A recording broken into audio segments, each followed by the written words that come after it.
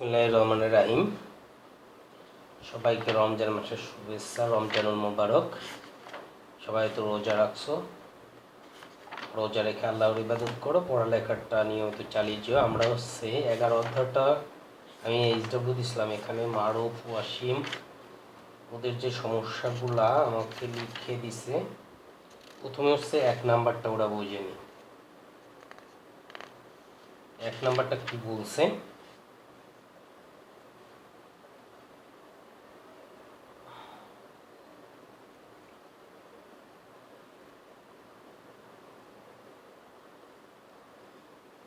রোধ আর এর সূত্র r equal to rho by l a. এটা একটা সূত্র আছে, r equal to rho by l a. R equal to rho by l a. এইখানে এলটা এল যেটা, এটা তারের দৈর্ঘ্য। এলটা তারের দৈর্ঘ্যটা দেওয়া আসছে 20 সেন্টিমিটার। সেন্টিমিটার থেকে আমরা মিটারে যাব। এটা ক্ষেত্রফল, এটা ক্ষেত্রফল। আপেক্ষিক রোধকে প্রকাশ করা হয় এটা দিয়ে, এই রোটা দিয়ে। আপেক্ষিক রোধে প্রকাশ করা হয় এই ছোট হাতের রো দিয়ে, আর শুধু রোধটাকে প্রকাশ করা হয় এটা দিয়ে। এখন এখানে বলছে একটি বৈদ্যুতিক হিটারে ব্যবহৃত নাইক্রোম তারের দৈর্ঘ্য ও ক্ষেত্রফল যথাক্রমে এত এত। নাইক্রোমের আপেক্ষিক রোধ এত। নাইক্রোম তারটি একই দৈর্ঘ্য এবং একই প্রস্থের সাথে ক্ষেত্রফল বিশিষ্ট তামার তার দ্বারা প্রতিস্থাপন করা হলো তামার তার। এখন আমার এখানে যেটা বলছে ব্যবহৃত তামার তারের রোধ কত, তামার তারের রোধ বের করতে বলছে। এখন এখানে বলছে একই দৈর্ঘ্য এবং একই প্রস্থচ্ছেদে, তার মানে নাইক্রোমের যে দৈর্ঘ্যটা ছিল এবং ক্ষেত্রফলটা, প্রস্থচ্ছেদের ক্ষেত্রফল যেটা ছিল একই দৈর্ঘ্য এবং ক্ষেত্রফলটা ওই নাইক্রোমের দৈর্ঘ্য এবং ক্ষেত্রফলটাই কী হবে, তামাত্রার দৈর্ঘ্য আর ক্ষেত্রফল হবে, শুধু আপেক্ষিক রোধটা হবে নিচেরটা। তাহলে আমরা এখান থেকে লিখে দিতে পারি, আমরা জানি রো ইকুয়াল টু কত, রো বাই এল এ। এখানে রো আপেক্ষিক রোধের মানটা বসাবা, এল দৈর্ঘ্যটা, এ ক্ষেত্রফলটা। আর মনে হয় এখন পারবা এটা। এরপরে যেটা 2 নম্বরে যেটা বলছে,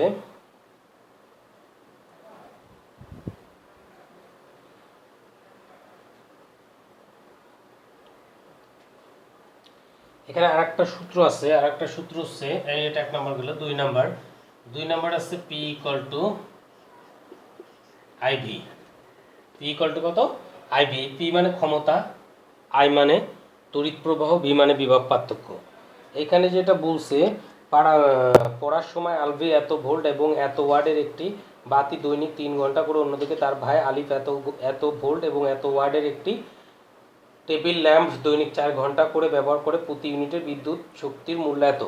এখানে বলছে আলিফের বাতি প্রবাহ মাত্রা নির্ণয় করে। এখন আলিফের যেটা দেওয়া আছে, এখানে বিভবটা দেওয়া আছে 220 ভোল্ট আর 40 ওয়াট। 220 থেকে 20 ভোল্ট 40 ওয়াট, 220 ভোল্ট 40 ওয়াট এরকম লেখা আছে। তার মানে তোমার এইখান থেকে বুঝতে হবে এটা ভি, বিভব পার্থক্য, আর এটা কি, পি, ক্ষমতা। ওয়াট মানেই ক্ষমতা। তাহলে এখান থেকে আরেকটা আমরা বের করে ফেলতে পারবো এই সূত্র থেকে। তারপরে তোমাদের সমস্যা 3 নম্বরে,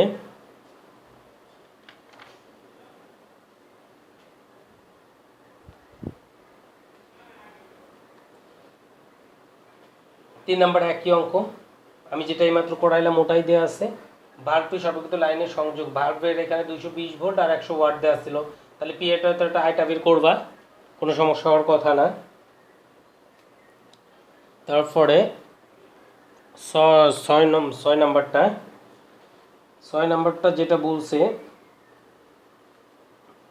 দেখো এখানে একটা তার দেয়া আছে, চিত্রতে যেটা তারটা দেয়া আছে,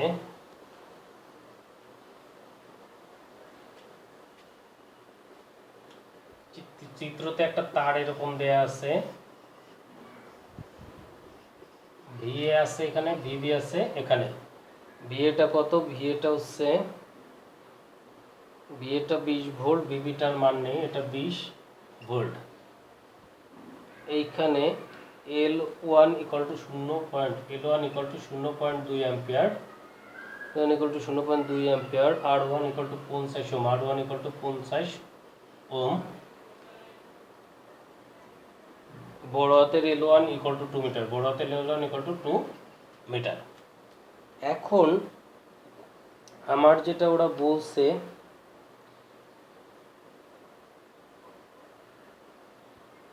I1, সরি এটা L1 না, এটা হচ্ছে I1 অ্যাম্পিয়ার, যেহেতু I1।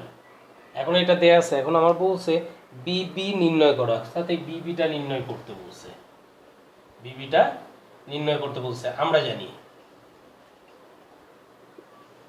জানি বি ইকুয়াল টু কত, আয়ার, এখানে যেহেতু 1 প্রথম তারের দৈর্ঘ্য 1 দিয়ে দিতে পারি, বা ভি পরিবর্তে আমরা কত লিখতে পারি, দুইটা দেয়া আছে, তাহলে ভিএ মাইনাস ভিবি লিখতে পারি। তাহলে I1 R1 মানটা দেয়া আছে, এখানে লিখে ফেলবো মানগুলা, এখান থেকে ভিবি, তাহলে এখানে মাইনাস ভিবি। আমি কাজ করি, আমি যেহেতু একটা সামনে মাইনাস আছে, এটা বের করবো, এটা ওই পাশে নিয়ে যাই। তাহলে ভিবি ইকুয়াল টু কত লিখতে পারি, VA minus V1 R1, V1 এবং R1টা লিখে দিতে পারি। এখন মান বসাও, ভি এর মান বসাও, আই এর মান বসাও, আর এর মান বসাও, সব মানগুলো দেওয়া আছে, ইজিলি পারবা। শুধু ভি ইকুয়াল টু আই আর, যেহেতু আমার দুইটা বিভব দেওয়া ছিল একই তারের মধ্যে, এই জন্য আমরা এটা লিখতে পারি। এরপরে 8 নম্বরে বর্তনীর তুল্য রোধ নির্ণয় করতে বলছে। এখন তুল্য রোধ যদি নির্ণয় করতে বলে, আগে আমি সার্কিটটা আঁকি, এগুলো তো সহজ ছিল।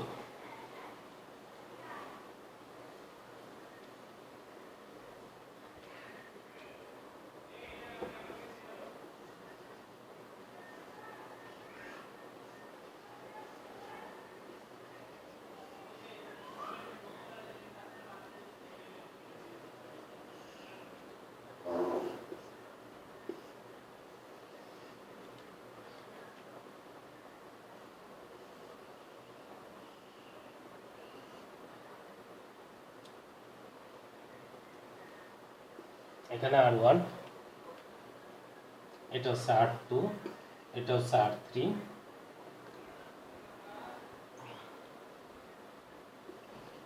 এটা হচ্ছে R4, এটা হচ্ছে R5। এখন এই যে রোধগুলো আছে, আমাদের প্রথম কাজ হচ্ছে আমাদের দেখতে হয় কে কে সমান্তরালে আছে।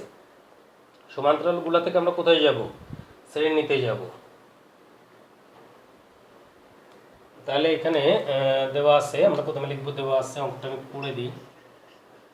আমি চিত্রটা মুছতে হবে আমার, কারণ আমার তো জায়গা নাই। এটা একটা সমান্তরালে আছে, এত এত সমান্তরাল সমবায় যুক্ত থাকে, এদের তুল্য রোধ বের করবো। এটা একটা সমান্তরালে আছে, তাহলে এখানে আর পি দিব, আর এখানে আর পি ড্যাশ দিব, এখানে আর পি টু ড্যাশ দিব। তারপরে এই R1 RP এবং RP ড্যাশ কিসে থাকবে, শ্রেণীতে থাকবে। এসে কাজ, কারণ এটা যদি দুইটা একটা হয়ে যায় এবং এটা দুইটা একটা হয়, তাহলে এটা শ্রেণীতে থাকে। তাহলে যেহেতু আমার জায়গা নিয়ে আমি মুছে দিলাম চিত্রটা।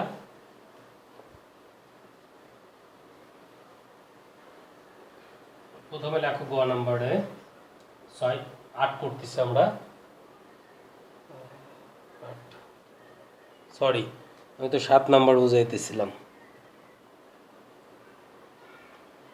8 নম্বরে যেটা বলছে, 5 মিনিটে উক্ত কোষ্ঠীর ব্যয়িত শক্তির পরিমাণ সূত্র লিখে দিছিলাম, W equal to I square R T. W equal to কত, আই স্কোয়ার আর টি। এখন এখানে 5 মিনিট সময়টা আমরা তাহলে 5 মিনিট পাইলাম, মিনিট থেকে সেকেন্ডে যাব, 5 মিনিট তাহলে কত, 300 সেকেন্ড আমরা এটা পাচ্ছি। রোধটা কত, 8টা এখানে দেয়া নাই, 8টা আমাদের কি আছে দেয়া নাই। আইটা দেয়া আছে, হ্যাঁ তড়িৎ প্রবাহ আই দেয়া আছে 1.5 অ্যাম্পিয়ার, এটা দেয়া আছে 1.5 অ্যাম্পিয়ার। তাহলে 8টা দেয়া নাই, 8টা আমরা কিভাবে বের করতে পারি।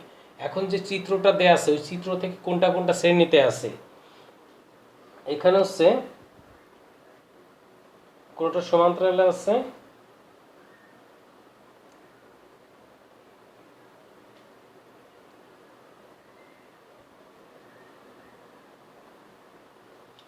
না এখানে কেউ সমান্তরালে নাই, সব শ্রেণীতে আছে। এখন চিত্রটা আমি একটু বুঝাই দিই, তাহলে তোমরা বুঝে যাবা। আমার 8টাকে বের করতে যেতে হবে,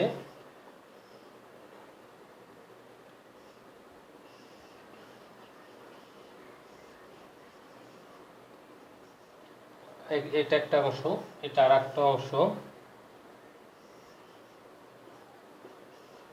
এটা আর একটা অংশ। প্রথমে এইটা আর এটা কিসে আছে, শ্রেণীতে আছে। তাহলে এটা শ্রেণীতে যুক্ত থাকাই, শ্রেণী সমবায়ে যুক্ত থাকে, তুল্য রোধ আর এসটা বের করো।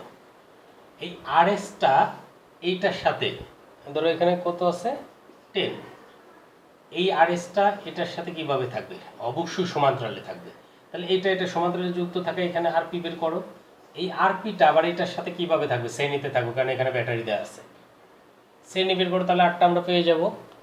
তাহলে আবার দেখো এটা শ্রেণীতে আরএস বের করো। আরএসটা এই টেনের সাথে কি আছে? সমান্তরালে। এটার সাথে কি আছে? শ্রেণীতে। তাহলে প্রথমে তোমরা লিখবা, মনে করি R1 ইকুয়াল টু এটার মান কত? এটার মান আছে, এটার মান যেটা আছে ওটা নিবা। R1 equal to 5 ohm, R2 equal to 5 ohm, 5 ohm, R3 equal to 10 ohm, R4 equal to 5 ohm. তারপরে তুমি তোমার মতো করে ফেলবে। আরটা আগে বের করতে হবে, তারপর আমার সূত্রতে যেতে হবে W equal two I square RT, কারণ আরটা আমরা পেলে ওখানে নিয়ে যে বসাইতে পারবো।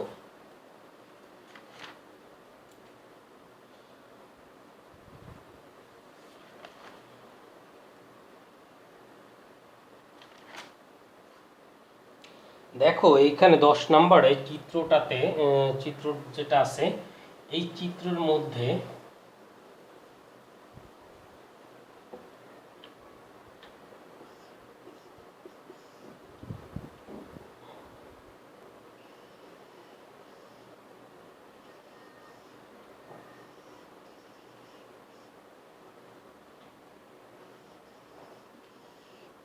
এটা এখানে কত অ্যাম্পিয়ার যাচ্ছে? 10 অ্যাম্পিয়ার। আর ইকুয়াল টু কত? 1 ohm, 10 ohm, 5 ohm, 5 ohm, R1 equal to 5 ohm, R1 equal to 5 ohm, R2 equal to 10 ohm, R3 equal to 5 ohm. এটা দেয়া আছে। এটা দেয়া যদি থাকে, এখন আমার এখানে খেয়াল করতে হবে, আমার বের করতে বলছে ই এবং ভি এর মধ্যে পার্থক্য। তার মানে আগে আমার ই বের করতে হবে। ই মানে তড়িৎচালক শক্তি, ই মানে তড়িৎচালক শক্তি, আর ভিটা বের করতে বলছে। এখন ই তড়িৎচালক শক্তি যখন বের করতে বলছে, ই সূত্রটা আমরা জানি, ই ইকুয়াল টু, যেহেতু এখানে ইটা তড়িৎচালক শক্তি, যেটা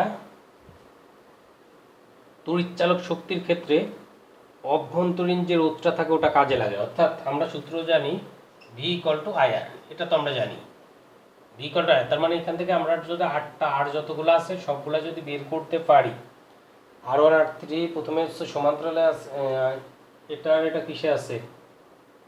এটা শ্রেণীতে আছে। প্রথমে শ্রেণীতে নাও, দুইটা শ্রেণীতে নাও, এটা শ্রেণীতে নিলে আরএস পাবো। আরএসটা এই R2 এর সাথে কি থাকবে? সমান্তরালে থাকবে। তাহলে আমরা এখানে আর একটা আর পাবো, যে আরপিটা পাবো, আরপিটা পেলাম। এই আরপিটা পাওয়ার পরে আমরা ভি ইকুয়াল টু এটা বের করে ফেলতে পারবো, ভিটা বের করে ফেলতে পারবো।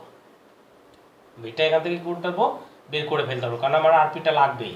এবং ই তড়িৎচালক শক্তি যেটা ইকুয়াল টু আই, তড়িৎচালক শক্তি যখন বের করতে বলে তখন এর অভ্যন্তরীণ রোধ দেওয়া আছে, এই যে অভ্যন্তরীণ রোধ, তখন ই এর ক্ষেত্রে এই অভ্যন্তরীণ রোধটা কাজে আসে। ই এর ক্ষেত্রে অভ্যন্তরীণ রোধটা কি আসে? কাজে আসে। আর ভি এর ক্ষেত্রে অভ্যন্তরীণ রোধটা কি করে না? কাজে আসে না। পরে বের করবা, বের করলে দেখবা হয়ে গেছে। এখন আমার মনে হয় পারবা। তাহলে তোমরা এইচ ডাব্লিউ করবা, আবার আমি বলে দিই। এইচ ডাব্লিউটা করবে 1 2 3 6 8 10। এরপরে যদি না পারো তাহলে আমার আবার লিখবা, আমি পুরাটা করে দিব। আর আমি বুঝিয়ে দিলাম, এরপরেও না পারলে করে 1 2 3 6 8 10 এই নাম্বারগুলো ক খ গ করবা, 3টা করবা।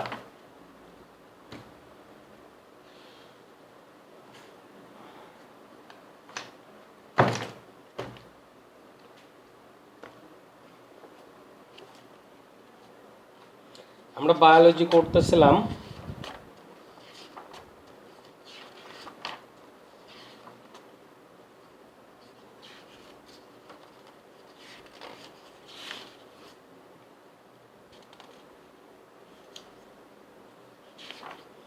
জেনেটিক ইঞ্জিনিয়ারিংয়ের ব্যবহার,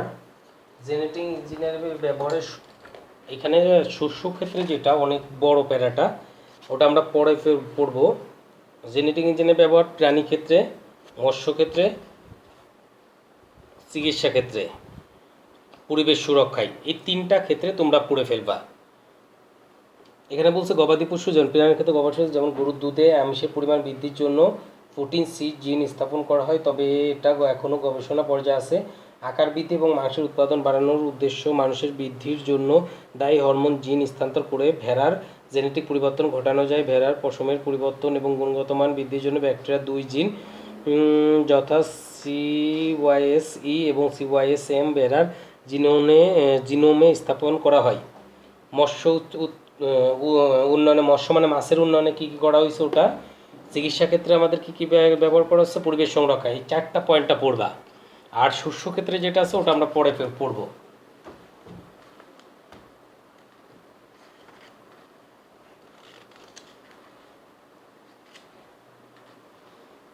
আমরা ইউরিয়া পড়ছিলাম, এখন আমরা পড়বো হচ্ছে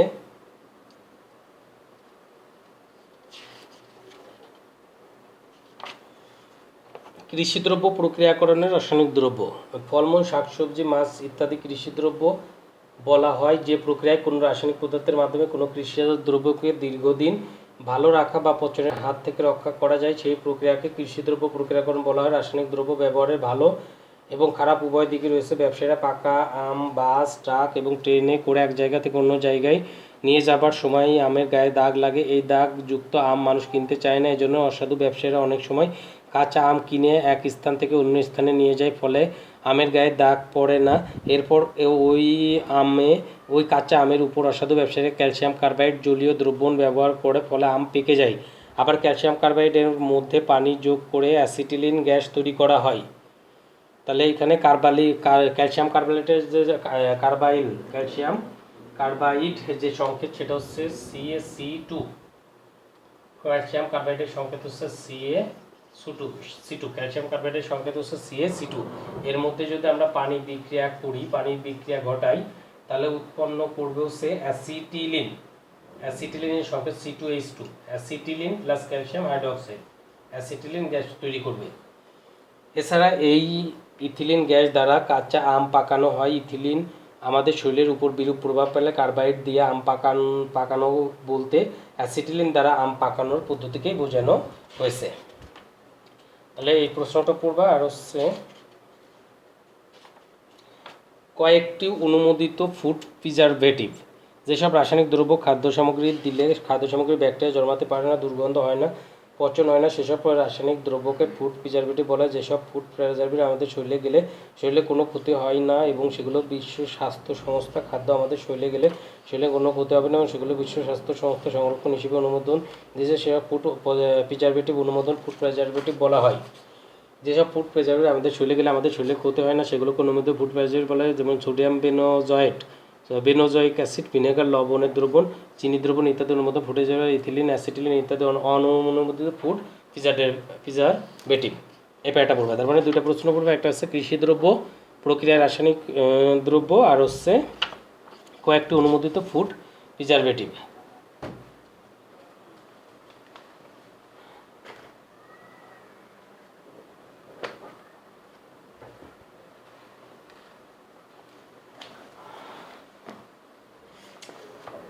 হায়ার ম্যাথ পৃষ্ঠা 47-এরগুলো আমি করতে দিছিলাম। আমার কেউ কোনো সমস্যা লেখেনি, এই জন্য আমি ওখানে থাকবো না, আমি আগাবো।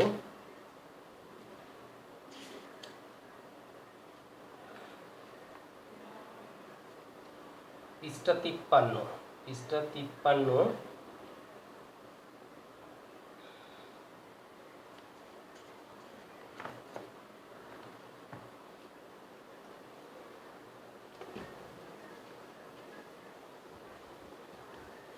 53 কাজ আছে।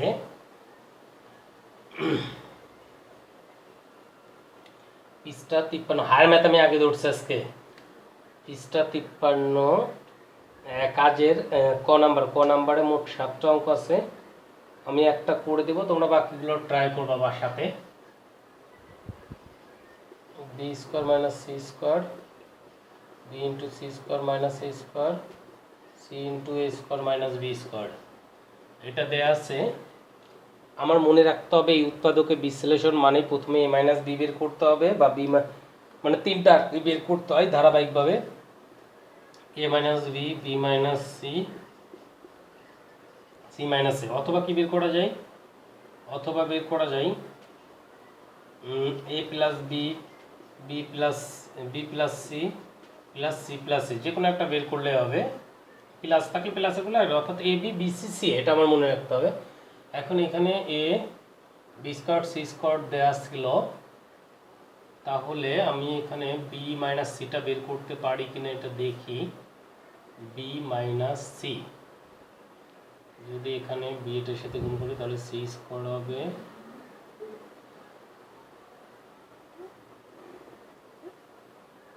এ square b, b minus C.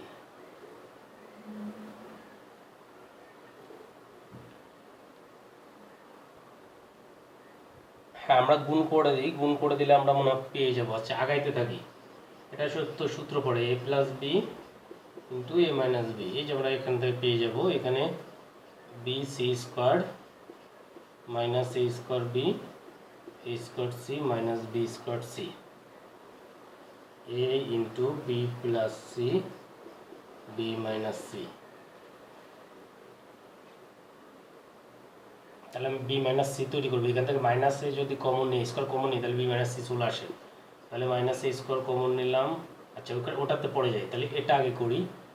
এইখানে আমার বি মাইনাস সি তৈরি করতে হবে, এটা আর এটা, এই দুইটার থেকে যদি মাইনাস বি সি কমন নিই, তাহলে এখানে বি থাকে প্লাস মাইনাসে মাইনাস সি থাকে। এই দুইটা থেকে মাইনাস এ স্কোয়ার যদি কমন নিই, বি মাইনাস সি থাকে। এখান থেকে বি মাইনাস সিটা আমরা সামনে নিয়ে আসতে পারি, তাহলে এখানে থাকে a b plus c minus b c minus a square, দ্বিতীয় ব্র্যাকেট। এখানে বি মাইনাস সি থাকে, এখানে থাকে a b plus a c minus b c minus a square. এরপরে আমরা এ মাইনাস বি তৈরি করব। এখানে এ কমন নিলাম, এখান থেকে মাইনাস এ কমন নিলাম, মাইনাস এ যদি কমন নিই তাহলে থাকে এ মাইনাস বি। আবার এখান থেকে যদি মাইনাস প্লাস সি কমন নিই, প্লাস সি কমন নিই, তাহলে থাকে হচ্ছে এ মাইনাস বি। তাহলে বি মাইনাস সি, এই দুটা থেকে আমরা এ মাইনাস বিটা কমন নিতে পারি, তাহলে এখানে মাইনাস এ প্লাস সি থাকে, ওটা আমরা ঠিকভাবে লিখে দিতে পারি, বি মাইনাস সি এ মাইনাস বি সি মাইনাস এ। দেখাও চলে আসছে এ মাইনাস বি। এখন আমি সোজা করে লিখে দিই a minus b b minus c c minus a. আমি একটা করে দিলাম, তোমরা বাকিগুলো ট্রাই করবে, যদি না পারো আমাকে বলবো, আমি হেল্প করব বা করে দিব পরে কালকে। এইখানে বলছে খ নাম্বার অঙ্কটা আমি করে দিব, x square minus y z by a equal to b y square minus z x by b equal to এত নট ইকুয়াল টু জিরো। এত equal to not equal to যদি জিরো হয়, তাহলে আমার a plus b plus c x plus y plus z equal to এত দেখাইতে বলছে। এখন এটা যদি দেখাইতে বলে, তাহলে আমরা প্রথম যেটা করতে পারি,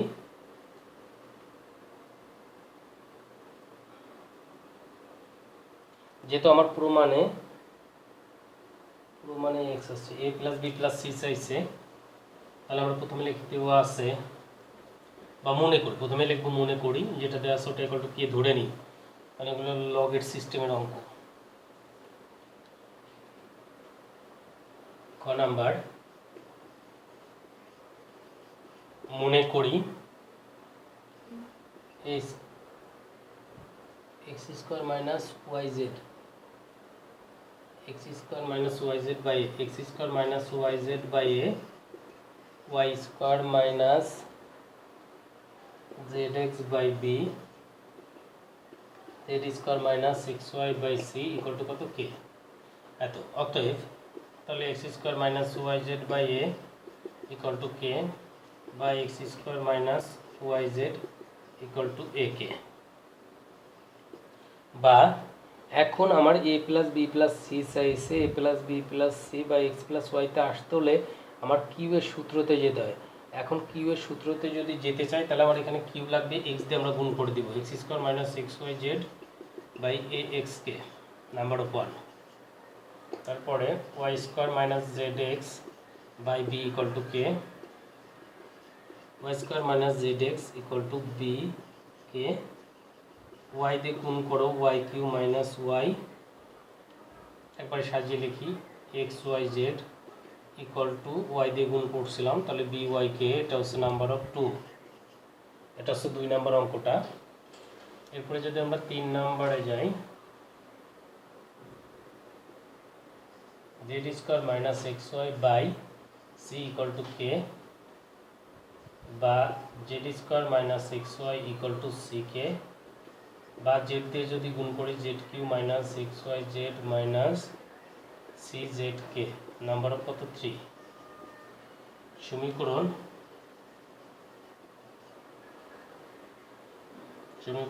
1, 2 ও 3 যোগ করি, যোগ যদি করি তাহলে এখানে যেটা আসছে x cube minus x y z plus y cube minus x y z plus z cube minus x y z, a x k b y k c z k, বা x cube plus y cube plus z cube minus 3x y z. এখান থেকে common যায় হচ্ছে এটা common যায়, তাহলে থাকে ax plus by plus cz, এটা থাকে কি, এটা কমন গেলে এটা থাকে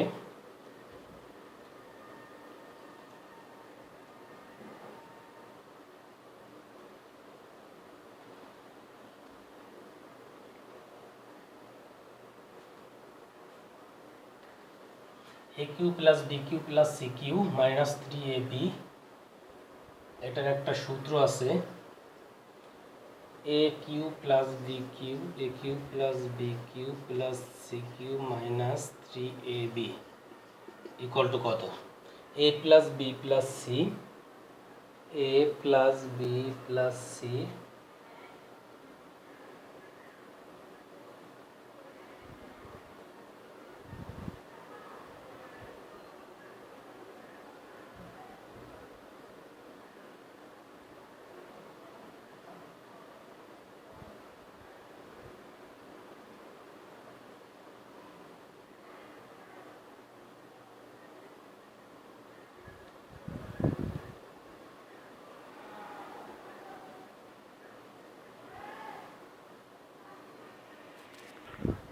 তাহলে আমার সূত্রটা, আমরা যে সূত্রটা জানি যে a cube plus b cube plus c cube minus 3ab, এটা সূত্র হচ্ছে a square b square C square minus a plus b plus half into a cube plus b cube plus c cube minus 3ab half into a plus b plus C